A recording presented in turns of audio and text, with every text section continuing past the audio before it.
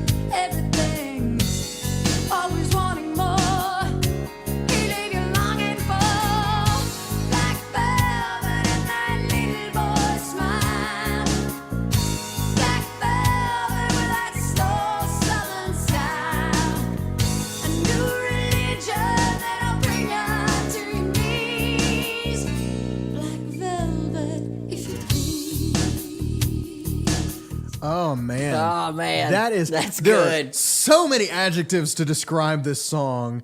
It's sultry, it's sweaty, it's gritty. It's good. It's so good. This song, top to bottom, I can't find one hole in this song. It's money. This is an A++. Everything from the production to the lyric, which is incredible. The vocal, the delivery, the tones, the bass player, the bass licks. Oh my gosh, that literally, any bass player would be proud to have that in their like pantheon of like, that was me. Like, oh, so good. Alannah Myles, Black Velvet. Of course, she is from Canada, which is the last thing I expected. I figured she's like North Carolina. Deep South. You know? Yeah, like I expected. Oh, yeah. Or she's from, she's from Columbia. She's from Savannah. There you know, you go. like whatever. Or Memphis. Memphis. Yeah, why not? Memphis. No. She's Canadian. Yeah. Take that, Justin Bieber. Take that, Justin Bieber. Alannah Myles, released in 1989, written by Canadian songwriters Christopher Ward and David Tyson. Hit number 1 on the Billboard Hot 100 for 2 weeks in 1990, and number 1 on the Album Rock Tracks chart, aka Mainstream Rock chart, at the same time. Let's talk a little bit about the songwriters, and then we'll talk about the actual, the recording of the song. Christopher Ward is a Canadian actor, songwriter, and video DJ for Canada's Much Music channel. VJ. He's a VJ for Canada's Much Music channel, which is basically the Canadian MTV. Let's just call it what it is. Which hosted, among other things, a character that you may have heard of later. Wayne's World's That's Mike right. Myers. Mike Myers as Wayne Campbell. Okay, excellent. Hey. All right. Party Game on. Party on. Before Saturday Night Live, actually. Yeah. They had him on there before Saturday Night Live. He's, of course, Mike Myers, Canada's favorite son, I think, other than maybe Justin Trudeau. Or Wayne Gretzky. Or Wayne Gretzky. Christopher Ward also wrote for Tina Arena. You remember Tina Arena? Baby, baby, I'm in chains. No, that was it. If you didn't know that one, you don't know any of it. Sorry, Tina. Okay, Tina Arena. Like 1997, I want to say. Sorry. Hilary Duff, Diana Ross, Peter Cetera. Oh, yeah. And he was a composer's assistant to Hans Zimmer on the Lion King soundtrack. How about that? Zabuena. He had... Anybody that knows the words is better than me. Anyway, that'd be a great song to cover actually sometime. The Circle of Life, Elton John version, some of the greatest chords I've ever heard in my life. Wonderful progression. I love it so much. Anyway, Christopher Ward, tons of songwriting credits to his name, production credits too. Interesting note about Canadian music channels. Up until something crazy like 2006, I say it's crazy. If you're from Canada, don't get offended at me. There was restriction on how much American music could be played. There was like a Canadian Arts Protection Act or something that specified that a certain amount of what was played on Canadian airwaves had to be of Canadian origin. So like, they couldn't air MTV because they weren't playing Canadian artists. It was like Bare Naked Ladies and nobody. And so there was on the radio and TV, they had to play a certain amount that was like, this is Canadian. And it was like a countrywide legal thing. So they didn't do MTV. They did Much Music and played a bunch of Canadian artists. So Christopher Ward was a big part of that. Starting in 1997, Christopher Ward became a member of the band Ming T, which is the faux British invasion group featured in two of the Austin Powers movies, hence his previous connection with Mike Myers. With Mike Myers. Group members also included Susanna Hoffs of the Bangles. And Matthew Sweet. And they performed the songs BBC and Daddy Wasn't There in the first and third Austin Powers movies. So bet you didn't know that. I sure didn't. I had no clue. Either.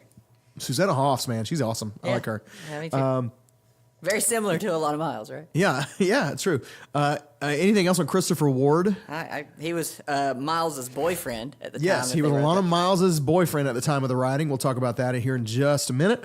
The other writer of the song is producer and co-writer David Tyson. He produced Alannah Myles' debut album. He won 3 Juno Awards, including Songwriter of the Year. Those are Canadian awards. Again, yes, that's like Canadian Grammys, kind of, right? It's funny, there's like the Canadian whatever, Then we still put on something American. Yes, exactly. It's the Canadian version of whatever the U.S. thing is. That's all we really care about. Give us a break. We grew up here. It's our yardstick, So yeah, he won 3 Juno Awards, including Songwriter of the Year for his work with Hall & Oates. Oh, I didn't know that. He co-wrote or wrote "Don't Hold Back Your Love" with Hall & Oates. How about that? So go figure. I have no idea what that song is. I listened to it last night. No idea. I don't know it at all. So yeah, he did some stuff with Point of Grace too. Did he now? The Free to Fly album. Free to Fly. I don't know anything off that. Point of Grace. Out there doing it. A little bit about Alannah Myles, a very little bit. This is all I really have on her, is that she was born on Christmas Day. Christmas Day, I wrote that down. Born on Christmas Day, 1958. And she's not Pat Benatar. And also not Melissa Etheridge. Yeah. Gets confused for both. She did have a great quote. Can I use an Alannah Myles quote? This is a really good quote I heard her say. Said, "God put me on this planet to accomplish a certain amount of things. Right now I'm so far behind, I can never die." I thought that was pretty good. Pretty good. Really? I've heard that quote before. Did that come from her? That's the Alannah Myles quote. That's awesome. Yeah, that's pretty good.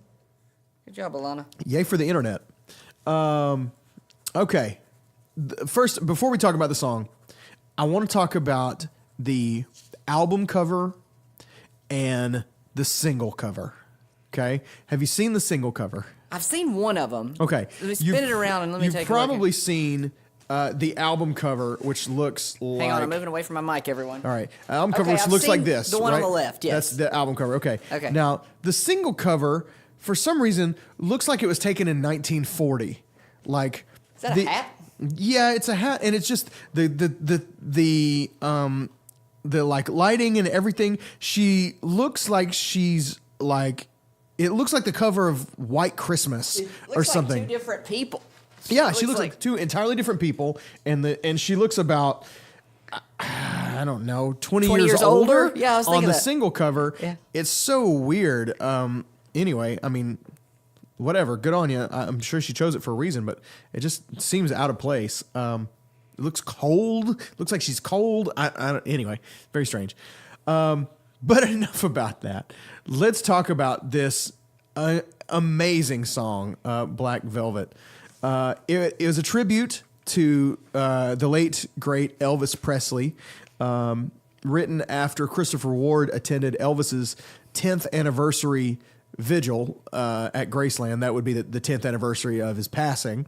He brought it back to his girlfriend at the time, who was Alannah Myles, and her producer, David Tyson. She was putting together a demo to present to Atlantic Records, which would eventually get her signed. This song was a big part of that, obviously, since it's the only song by Alannah Myles you've ever heard in your life.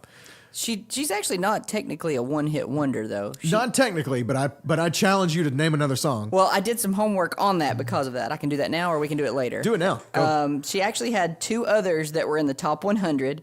There was a song, Instead of a Kiss, and another one, I Can't Stand the Rain, which... I can't stand the rain. Nailed it. Missy Elliott, right? Yeah, maybe. I think so. And she had another one that reached number 12 in Canada. So I guess that's technically making it... It's called Love Is. But that I Can't Stand the Rain song, Jeff Healey actually played guitar on it. Huh.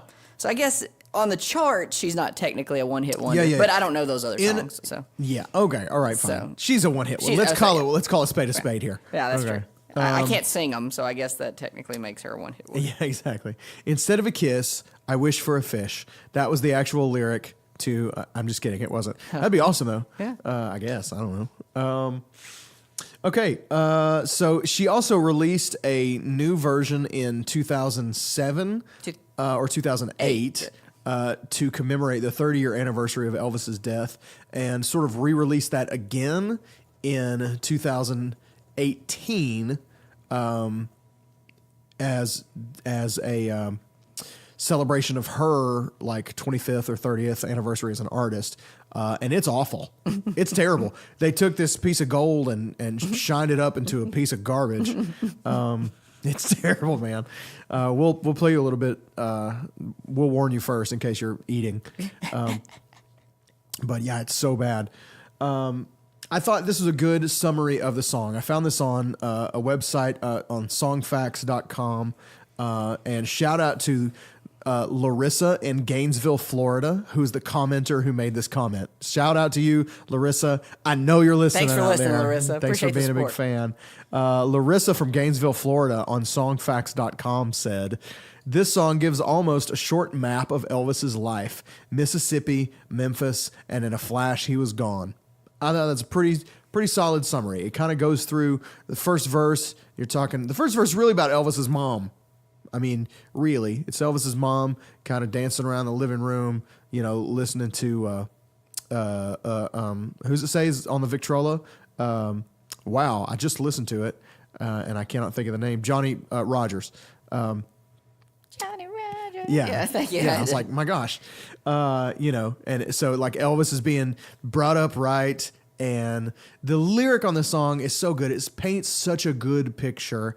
I don't know if since we've started this podcast with the very first episode, which was also Memphis, walking in Memphis, that there's been a better lyric than this. It's so good. Everything is on point. Every little word matters. You know what I mean? The sun is setting like molasses in the sky, and just at every corner there's something that paints a picture that makes you feel the atmosphere of the song. It just feels a little bit grimy, kind of makes you feel summer heat of Memphis, and you just feel like there's like you're starting to glisten with sweat. I don't know. There's just something about it. I always thought that the black velvet was like something that was being worn. Yeah. Like I thought it was like a clothing, but it's actually a painting because you can buy any Elvis black velvet painting in any kind of. But that's okay, so you're not alone in thinking that. There's a huge debate around the song as to what black velvet is a reference to. Is it a shirt or like vest thing that Elvis wore? Is it Elvis's hair? Is it a reference to his voice that's smooth like velvet and he wore black leather and he had black hair? Is it, you're not the only one, I promise. There's people going round and round on the internet about what is black velvet a reference to. And I think it works on just about every level. There probably is a right answer. You know what I mean? It feels like my first thought was velvet Elvis paintings, which were at one point very popular.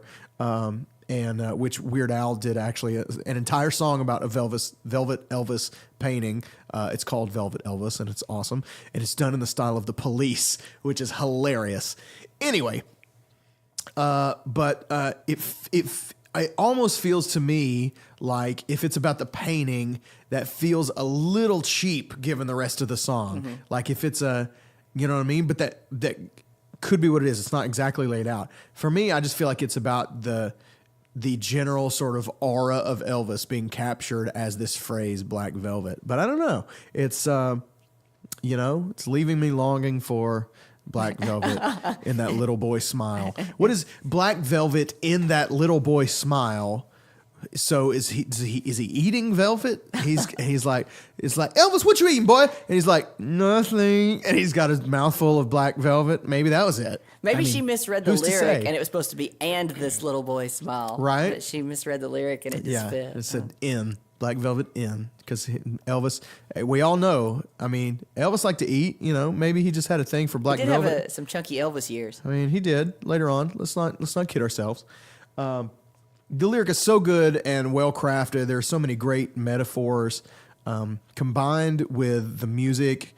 It just feels right. You can really feel what she's singing, and she delivers it so well. Her voice breaks up at all the best little spots, all the right little places. I don't know. I don't know if she was like a big Elvis fan or if it was just her boyfriend wanted to be there for this thing. But I mean, it really makes you feel like she was affected by all this, that like this is a big part of her. Like she has an Elvis tattoo on her foot or something. Yes, exactly. She's got that black velvet Elvis painting at home. You know what I mean? She's got it hanging up and always has. I don't know, man. The lyrics on my favorite lyric, I think, is at the beginning of the bridge. Every word and every song that he sang was for you. Like that's such a cool. She didn't say. It felt like, you know what I mean? It felt like every word was for me. It was just a fact. Direct. It was for you. Every word of every song was just for you. He made you feel like you were the only one in the room. You know what I mean? Even though, Elvis is rivaled in, popularity really only by a few other people ever. The Beatles, Michael Jackson. That's kind of about it. They're just that degree of like people just went insane. LeBron James. LeBron James. People just like passing out. You know what I mean? Like, and he came around. He came around at a time that he was on the edge. He was with his hip thrusting. Yeah, with his, and what's the line? There's a line in the verse about the way he moved. It was a sin, which I thought is so good because it's like it works on a couple different levels. It's like, man, it's wrong for anybody to even be able to move like that. But literally at the time, they were like, that's sinful. That's evil. Don't show his hips on TV. Mm-hmm. They only shot him from the waist up when he was on like Sullivan and stuff like that because of the controversy of how he moved his hips. So the lyric is just extremely well thought out and well crafted. Props to David Tyson And but let's not leave out the band. Chris Ward. The music is pretty thick on it too. No, yes. You know what? Why don't we take a second and meet Let's that band? meet the band. Hey, let's meet the band. It's time to meet the band. Hey, mama, let's meet the band. Let's all meet the band. Hey! All right, we're going to meet the band that played on Black Velvet. We've already talked about the lead and backing vocalist of this, Alannah Myles, a little bit, so I'll kind of skim past her. On guitars, a guy named Kurt Schefter. Really cool way that he ended up playing with Alannah Myles. She actually saw him playing on stage with his band and went up after their set and was like, "You are now my guitar player." And she took him from the band that he was with and said, "You're now my guitar player." Wow. And he was like, "Okay." And so he became the guitar player of Alannah Myles. That's so, hilarious. She stole a guitar player, and he has some really cool licks and chops on here. All you listeners out there who are in a band, try that sometime. Go find a band who has one member that's better than you and better than the rest of their band, and take them, and just be like, "You're mine. You're with me now." But don't do that if you're playing with me and Rob, because y'all will take Rob, and that would leave me and all my other buddies hanging out. So don't do that with us. Actually, on bass and keyboard, David Tyson, the guy that wrote it. So he's the guy that does the awesome bass lick. Yeah. He's also the writer. Yeah. And I think part of the amazingness of the bass part is not just the cool feels, but the simpleness of the groove that just locks in. It's that classic blues bump, ba bump, ba bump, ba bump, ba bump. But that one bass lick is everything, though. It is money. And here's an interesting fact about him playing bass on this. This is the only song that he plays bass on the whole album. Really? The rest is a guy named Steve Webster who plays bass on every other song except for Black Velvet. Really? So, sorry, Steve, you missed yours. But he's still got his cuts. He also plays bass on the Rebel Yell album, the Billy Idol album. David Tyson or Steve Webster, the other guy. Okay. So it's not that he's without. He did miss it on this, and I'm sure would have loved some real. The bass is really featured on this. Yes. I have a theory that it's fretless. Do you get that sense when you listen? No, I can now. There's one lick coming out of the bridge when right before she says, "What could you do?" Do you want to play it? Right? You go, "Yeah, okay. Let's listen to it. Let me play it for you." In a flash, he was gone. It happened so soon. Oh yeah. Woo! Yeah. Yes. Yeah. Chills. That's good. Trill it. He did a little trill. I've never That heard was the awesome. trill before. That was awesome. It took listening on small computer speakers for me to hear that trill. I don't know why, but I think it's definitely fretless, Yeah, right? it's got to be fretless.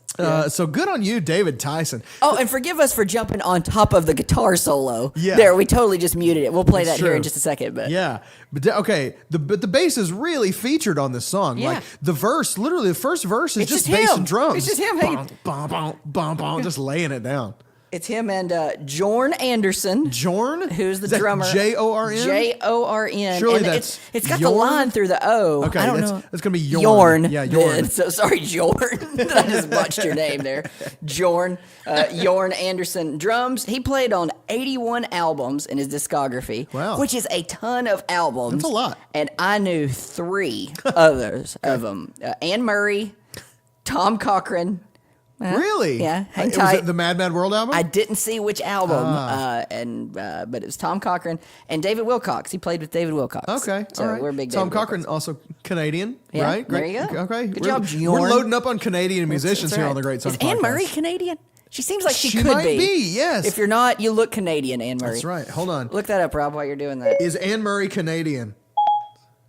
I couldn't find any matching places. Thanks, Siri, for interpreting that as Emery Canadian. Hold on, one more time. Hang tight with us. Is Anne Murray Canadian? Okay, I found this on the web for his and Murray Canadian. Let's see. Hang on. Anne Murray, according to Wikipedia, is a Canadian singer in How pop country about and adult that? contemporary music. Would There you we go. look at that? Well, that's how Mr. Anderson got hooked up with her as well. Interesting. Mr. Anderson. Yeah, Matrix. Okay. David Whipper on acoustic guitar. Played on 10 other albums. I didn't know any of them. Percussionist on this was a guy named Michael Slosky. I can't hear the percussion. He is credited with a percussion on this song, not just the album, but on the song. Maybe there's like a tambourine. And I can't somewhere. hear anything. I've listened through to see what he contributed, but good job, Michael, getting some props. Maybe there's like somewhere in the background like a Maybe some ox or tambourine something. yeah. He played with Bruce Cockburn. The keyboard programming, aside from David Tyson, was done by a guy named Scott Humphrey, who played with Metallica, Rob Zombie, 1,000 Foot Crutch, Christian ran recently. And Alannah Myles. Yeah, 9 Inch Nails. But his biggest songwriting hit, the Scott Humphrey guy, was a song called "Find Out Who Your Friends Are" by Tracy Lawrence. You know that you find out who your friends are. Wow. Country song. Jeez. That's his biggest songwriting hit because he didn't write this. He just played keyboard on it. But Scott Humphrey. Tracy Lawrence. Tracy Lawrence. There are a handful of country artists that I just cannot stand. Does he do "Paint Me a Birmingham"? That "Paint Me a Birmingham." I feel like that might be somebody else. I don't know. If but not, we'll look it up We'll later. have to look it up. We will not be covering. We will that not be song. doing "Paint Me a Nor will we Birmingham." be covering. Was it Brother Jukebox? Right, that's Tracy Lawrence. Brother Jukebox. We're just throwing back our old Wow. school country roots. Yeah, here. Not Joey Lawrence from Blossom. Whoa! That's Hey, good, Joey! Joey. Thanks for coming by, Good to Joey. see you, buddy. That was- I'm sorry. I was trying to something else. All I had was whoa. Was it? Yeah, what else did I you mean, all he said was whoa, and That's then he right. was gone. Anyway, Tracy Lawrence. You can hear his mustache, and it's pencil. I've never heard anybody say and that. it's pencil thin, and I hate it. That's awesome. I You hate hear it. his mustache. It's That's like funny. a tiny little, just a little sad, and his mullet. I don't just go away. Yeah. Go away, Tracy Lawrence. Well, that's Meet the Band. That's Meet awesome. The band for this. Pretty solid band Pretty on this. solid band. No Not wonder bad. it felt good. Yeah, it's good and thick. Yeah. Music just grooves. I just can't. This song, as will be evidenced by what I'm going to play you in a little while, the remade version of this song, the groove plays hard into the goodness of the song. Have you heard the country version? The I Robin, have. It's very, very similar. Yeah, it's by somebody named Robin Lee. It actually released in the U.S. before Miles did. Really? Yeah, so it released here in the U.S. before. Have you seen the video? I have not. It looks so similar. Really? If you watch both videos, they look almost identical. Interesting. Her with her band, it's just more country. It's just a more country it's just video. Slightly more country. It's the more song. country songs, more Yeah. country video. It's the same thing. Interesting. Well, they were both on Atlantic Records. I know that. So maybe that had they had something to do with it. They were like, we're just Maybe. going to try and See who makes it big first. Yeah, exactly. See if we can hit both markets with this. Some people didn't realize that they were two different women. Two different people, yeah. That they thought there was just Alannah Myles had done a more country version of whatever. And I feel like when I was listening to it, I feel like at some point I probably remember actually hearing that on a country station. The country version of it. Maybe, yeah. It didn't sound so unfamiliar as to make me think I've never heard this before, but it's so familiar. It's even got a similar bass lick in it. It's close, yeah. Very production wise, very similar. Just a little bit more. I think it's got some laptop steel, that kind of stuff in it. The worst cover, sorry if you're listening, is by Crystal Bowersox, who won was on American Idol. Yeah, I remember And her. there's no punchy bass. It's terrible. It's not even the same song. Yeah, the bass Don't drives play it. This is not one that I'd say, hey, let's take a listen because you don't want to hear it. Yeah, no thanks. Let me talk about the groove on this just for a minute, and then I want to talk about maybe some other songs that feel this way. So this is really a blues groove. When you think of that's what this is. This is a classic blues, but it's really driving. And I want to call attention to what the hi-hat is doing, of all things. So the drums are going, okay, this is in 6/8 time. It's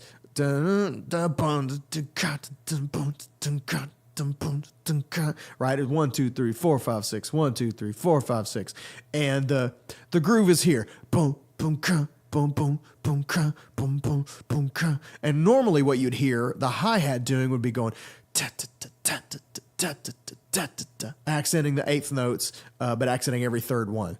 But this drummer, whose name I've already heard, Jorn Anderson, goes a different route. Old Jorny, Don't Stop Believing, Jorny. He goes a different route with it, and he's actually playing what you would consider a 3/4 rhythm figure over a 6/8 pattern. A bar of 6/8 has 8 eighth notes in it, and a bar of 3/4 has 8 eighth notes in it, and it's the same. It's just a matter of where the beat falls and how the beat feels. So it's 1, 2, 3, 4, 5, 6 versus 1 and 2 and 3 and 1, 2, 3, 4, 5, 6, 1 and 2 and 3 and. It takes up the literal same amount of space, but it's where the groove is. And so he's playing a 3/4 groove.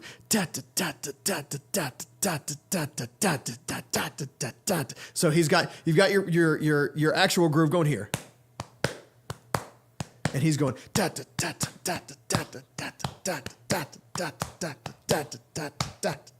and it's creating this polyrhythm. I think we've mentioned before. It's two different rhythms playing over the top of each other at the same time. But it feels so cool. He's hitting on all these like off beats, and he's locked in on it. It grooves so hard, and I don't think it would be better if he had done it, a regular 6/8. I think it just adds one more layer of something cool to this song, which it's full of. There's like 1,000 layers of cool to this song. I wonder if they laid them down together. Like him and the bass player. I wonder if they... Oh, I guarantee you they got in a big room with the rhythm section and they all laid this down together. And she was probably in a room doing it in an ISO box doing some vocals. Maybe not the finals, but at least singing along probably. And that's, for me, that's the best way to do it in a studio if you can. But get everybody live is always best. You can feed off each other. Yeah, feed off each other. The energy is just better. I even prefer to sing. I hate singing dry in a studio with no other music going on. Just singing into a microphone to me it just feels sterile. I don't enjoy it. I don't feel like I'm myself. Live, always better. Always, always, always. That's my opinion. But yeah, it makes me think there's a cool, while I'm talking about it, one of my favorite albums of all time is 10 Summoners Tales by Sting. And Vinnie Colaiuta played drums on that album, and it's just a masterclass in drums. The whole album is just full of incredible drum technique and taste, just tasteful choices. But he does this a couple spots on there. He lays in these grooves where he keeps a hi-hat pattern going. He keeps a 4/4 hi-hat pattern going over a 7/4 time signature. There's a song called St. Augustine in Hell. Let me play a little bit of it, and and you can listen to the ride cymbal. It's going to go 1, 2, 3, 4, 5, 6, 7, 1, 2, 3, 4, 5, 6, 7. But he treats his ride cymbal as though it never leaves 4/4. So his feet and his left hands are in 7/4, and his right hand is in 4/4. Check it out.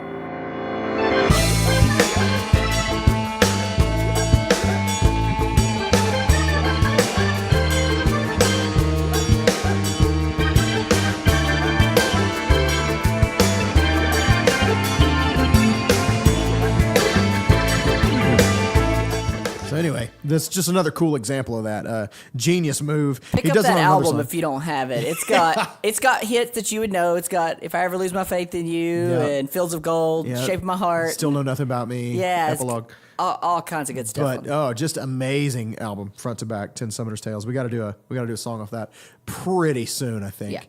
Yeah. But he does it a couple other times. Just a cool thing to think about. And you hear it often in gospel music. You'll hear drummers do it, even on songs with a groove, more like Higher Ground. Up tempo, boom, that kind of thing. But you don't often hear it laid out through the whole song that way. You'll hear it as an accent or as a kind of a fill. But this Yorn, man, he's like a train. It was also this song was also covered. Going back to covers for just a second, sorry. By we said Robin Lee in 1990, also covered by country artist Tensile. I hope this is right. Tensile Tensile Arts. Tensile Arts. In 2018, like just within the last few weeks as we record this, on the deluxe edition of her debut album, Rebel Child. And it's not bad. It's a nice little homage. Is it pretty true to the original? It's it's pretty solid. It's a little bit edgier country. It's not as legit straight country as the Robin Lee version. It's a little bit more rock and roll, a little more modern. She's young and It's hip the and Carrie cool. Underwood country version. It's kinda. no, it's more. It's even more like updated and hip than that. And then it was re-released in 2015, which was itself a re-release of the 2008 version by Alannah Myles as a celebration of her 25th anniversary.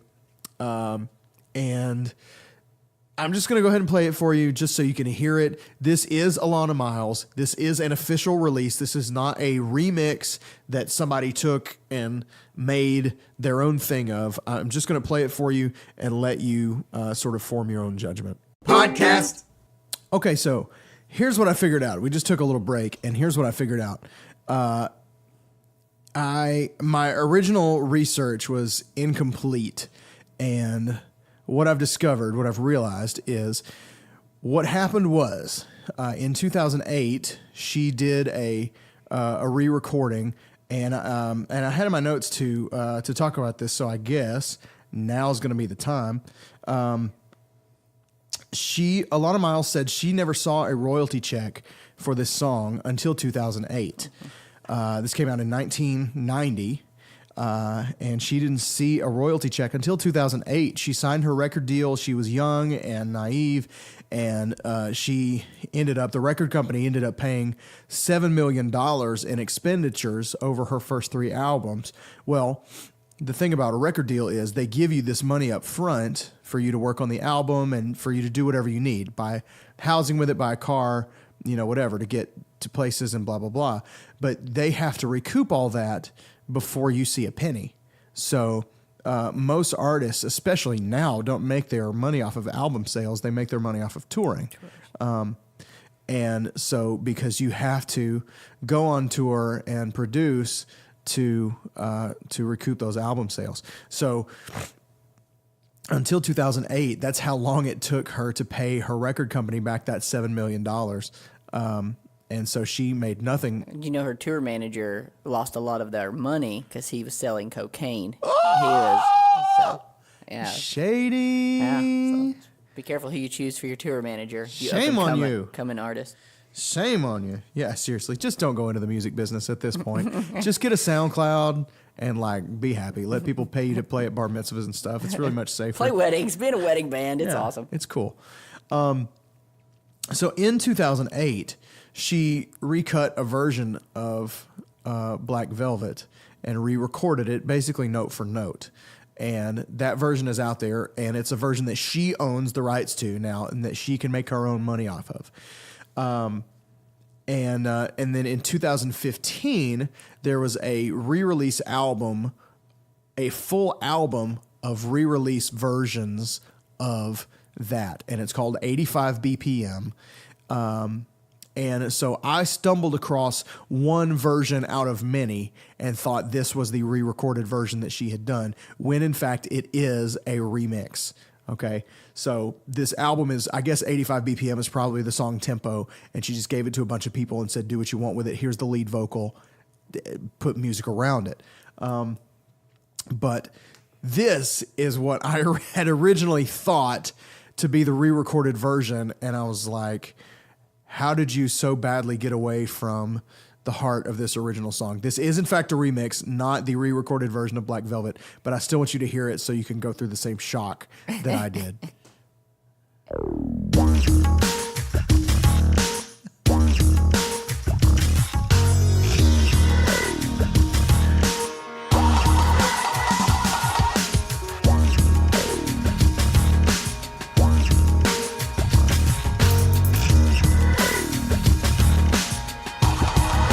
Black Velvet. Mississippi, in the middle of a dry spell. Jimmy Rogers on a big trailer up high. Mama's dancing with baby on her shoulder. The sun is setting like molasses in the sky. The boy could sing, knew how to move everything. Always wanted more. Here he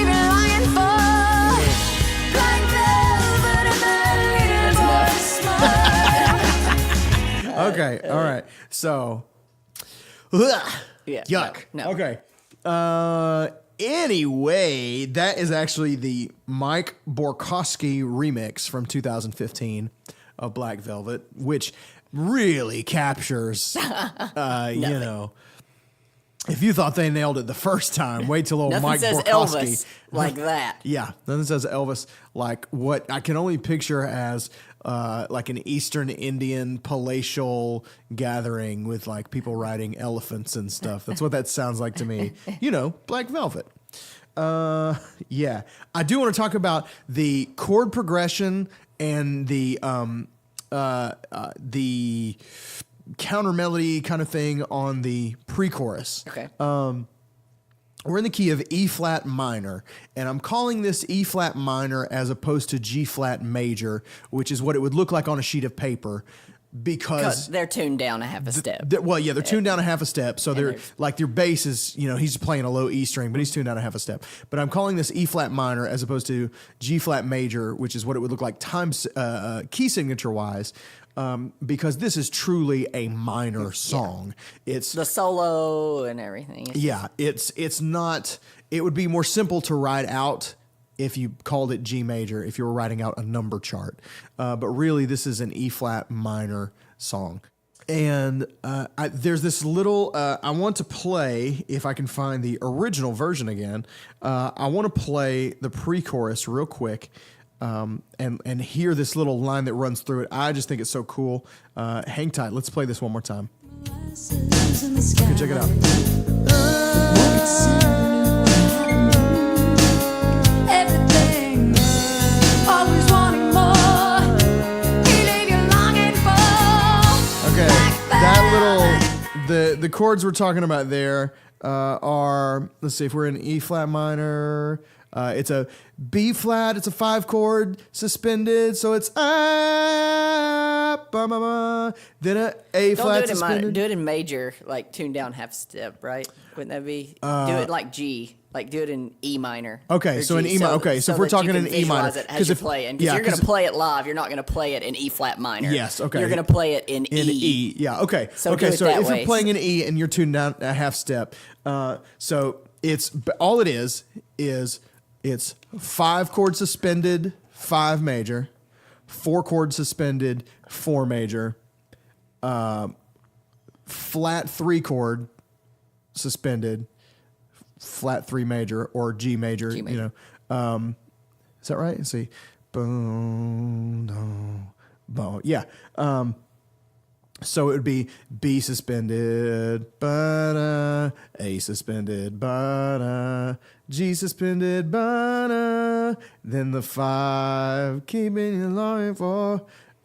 So yeah, but it's just that little line that moves all the way through it, ba-da, ba-da, just moving down chromatic, ba-da, and then it would go down a full step, ba. So nice. Like, yeah, y'all didn't have to do that, but it's so good. Like, it's just another layer, you know? Talking about layers, man. All right. Couple other notes on this song.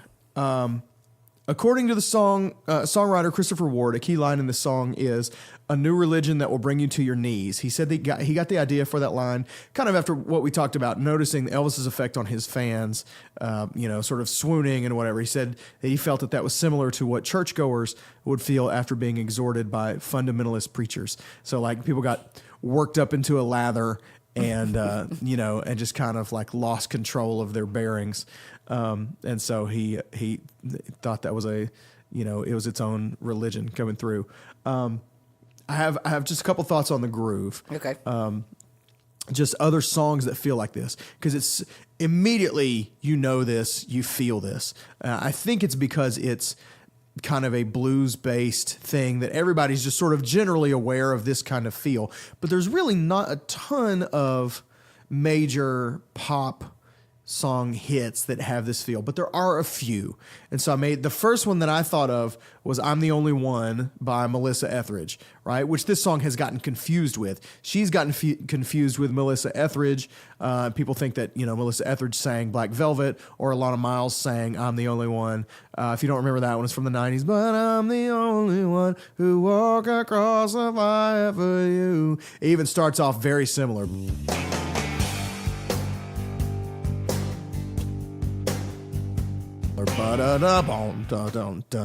And really prominent bass, like production-wise, it's got a lot of similarities even. You got any that come to mind? Any that spring to mind? Bad to the Bone. Bad to the Bone. George Thorogood. George Thorogood and them there Destroyers. I'm bad to the bone, but down. Literally, the bass in this song, I think, pulls off that lick a couple times. Bad to the Bone, and in his other one, I Drink Alone, right? Yeah. It's essentially the same, Same song. song. Let's not kid ourselves. He was trying to recreate Bad to the Bone. It even rhymes. Journey, Lovin', Touchin', Squeezin', right? Oh, yeah. It won't be long, girl, right? Okay. Lovin', Touchin', Squeezin'. Maybe my personal sentimental favorite is you remember on the Cosby Show when Theo's girlfriend broke up with him, Justine, and he and Cliff plays him the blues record, and he's trying to get him to sing to win her back, and he's going, Justine, Justine, Justine.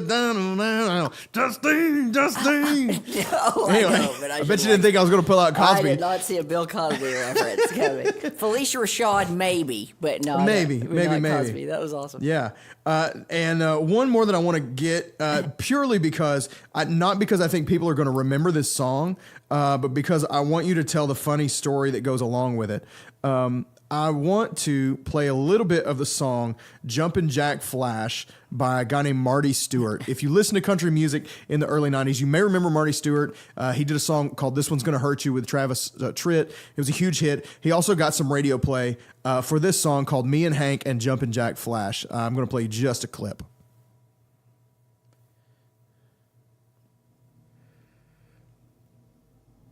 Soon, at some point. Oh, wow.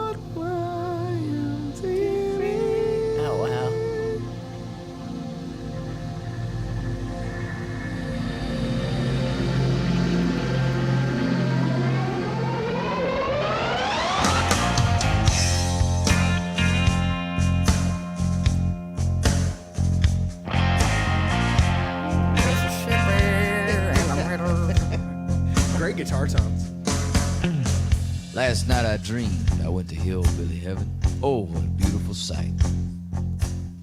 St. Peter come up to me and he Anyway, said, Marty, we don't need to play much of the song. That's not the important part. But what I want is for JP to tell his Marty Stewart story. I do have one Marty Stewart story. I am from Hendersonville. Well, I'm from Athens, Tennessee, but I live in Hendersonville, Tennessee. And there is a restaurant that I took Rob to the other day called Our Place Cafe. If you're ever in Hendersonville, Shout out to Our Place. shout out to Our Place Cafe. It's a little meat and three. Go on by and grab yourself some cornbread or rolls. That's your choice.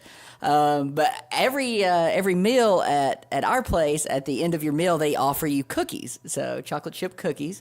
And I was sitting at a booth, and right behind me was Marty Stewart sitting right behind me. And I was like, babe, that is, to my wife, I was like, that's Marty Stewart. And she's like, who is that? And I'm like, well, it's kind of like the Vicente Fernandez of country music. My wife is Mexican, for those of y'all that don't know. So she's like, okay, so he's a big deal. So the waitress is coming around, ask us if we want our cookies. So of course I want mine. And then they offer them to Marty, and I'm like, he's like, no. And I'm like, well, then I'll have his. I was like, sir, do you care if I have your cookies? He's like, no, that's fine. And I took not only Marty Stewart's cookies, but his wife cookies as well.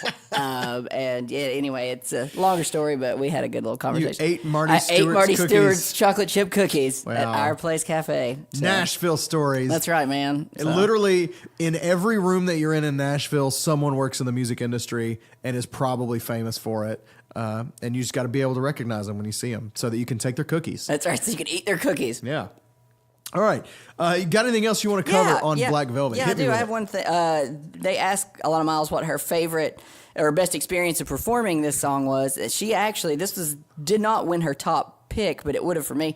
The last Johnny Carson episode as a host, she was the musical guest. No kidding. And she did Black Velvet. Wow. So that's pretty big, right? Yeah, that's the that's one a that I big would have deal. thought, that's the one. Yeah. But she says to this day, the best that she ever did was a night she opened for Don Henley, and the power went out on stage mid-song, and she just dropped down to her knees in the middle of the song, but the crowd finished the song and carried it for her all the way out. So okay, she's like, that's not- that's pretty good. Yeah, all right. That's not too bad. So you can't really top that. I Yeah. think. I guess the only thing we haven't touched on is the guitar solo.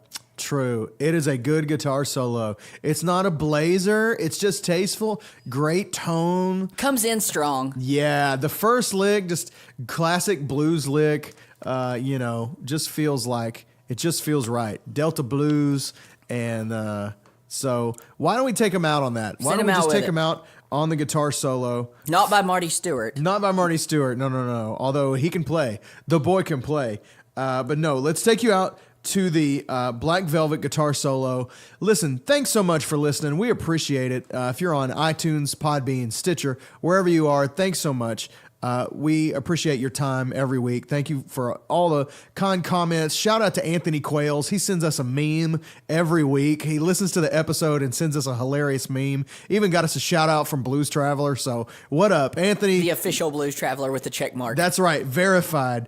So you know what, Anthony, you're the fan of the week. We're gonna send you a big fat pile of nothing. Thanks for listening, bub. No prize of unspeakable value.